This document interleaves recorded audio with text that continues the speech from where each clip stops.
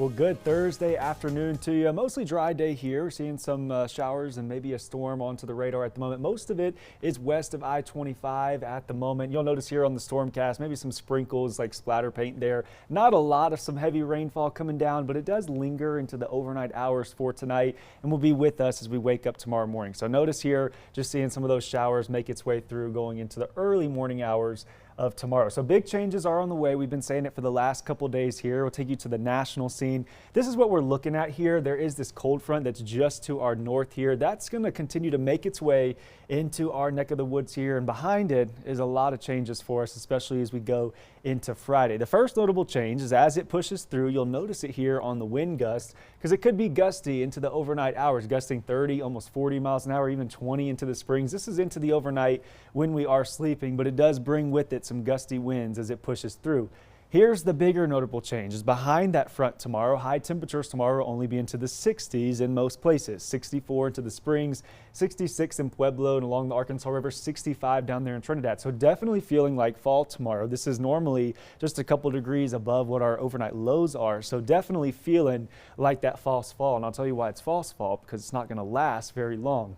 But it does bring with it some rain. So with that, we do have some moisture into the atmosphere too. So rain and storm chances are back into the forecast for our Friday. So again, waking up with some showers and storms. There's 2 rounds and 2 possibilities for some rainfall tomorrow. First one is into the morning hours. It really picks up into the plains here. Then we get a little bit of a lull in the day. Then by the afternoon, we get our second round originating into the higher terrain, tracking its way, coming into our neck of the woods here. The good news about this is that, yes, we do have some rainfall towards the dinner time hour, but by the time high school football begins, I think most of these storms begin to die off, and that's good news for us. We could see maybe a lingering thunderstorm that is on its way down in terms of intensity by the time games start, but by the later evening hours for our Friday, we should be in good shape for us.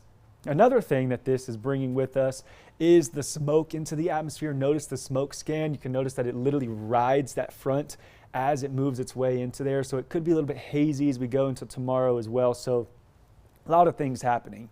Now as we go into Saturday, 70s are back onto the board, 80s are back onto the board into the Arkansas River there. So the cooler temperatures really don't last long. So that's why I called it that false fall. So here's downtown right now, 77 degrees there, some clouds in the distance. Hydrix Camp, 79 degrees there in Monument. So here's how it plays out. We have rain in the forecast tomorrow, much cooler there. Then we start to warm back up. And you'll notice by this time next week, 90s are back on the board in Pueblo, Canyon City into the 80s, into the 70s there in Woodland Park with plenty of sunshine. So notice here, same pattern in Colorado Springs, rain for our Friday, but then we start to warm back up in that trend.